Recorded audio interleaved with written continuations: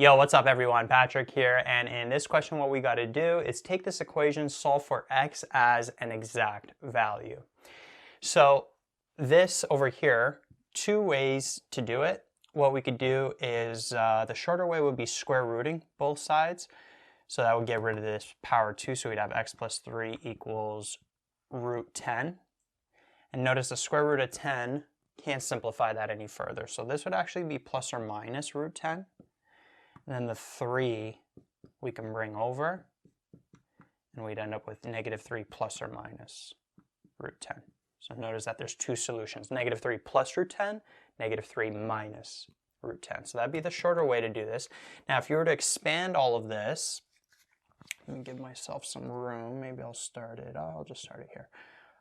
If I was to expand all this, I'd end up with this on the left side, x squared plus 6x plus 9. When I take those two brackets, FOIL them out, simplify everything.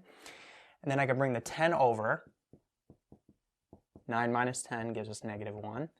Then this is a quadratic equation here. Notice this isn't going to factor. There's no two numbers that multiply to negative 1 and add up to positive 6.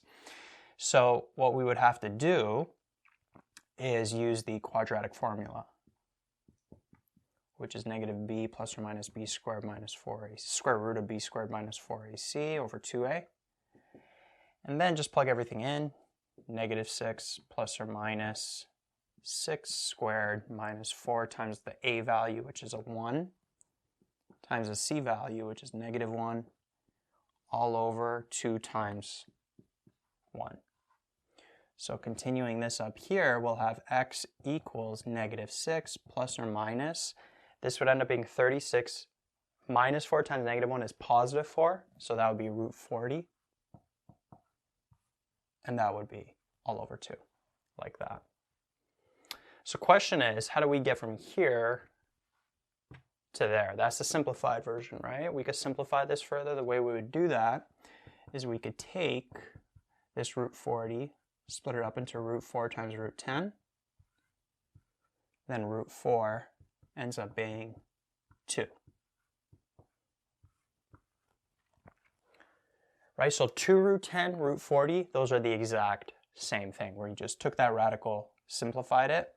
And then what we could do from here, we could factor out a 2 from these two terms. So if we take out a 2, we'd end up with negative 3 plus or minus root 10.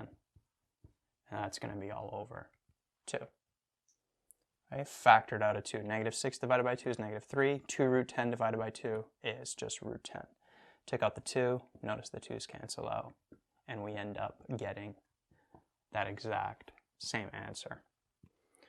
All right? Sometimes it could be confusing. With this way, pretty easy. But sometimes it could be confusing on how we expand everything, bring it to one side if things get more complex. And then how do we simplify that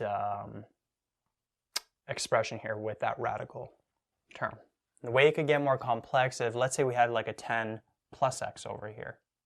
Well, we can't just square root both sides now, because square root of 10 plus x can't really do anything with that, so we would have to take this route here, right? But the fact that it was just a 10, we could go this shorter route. It was just a constant, but that's not always going to happen, so you do have to know how to do it this way with the quadratic formula and then potentially simplify the quadratic formula.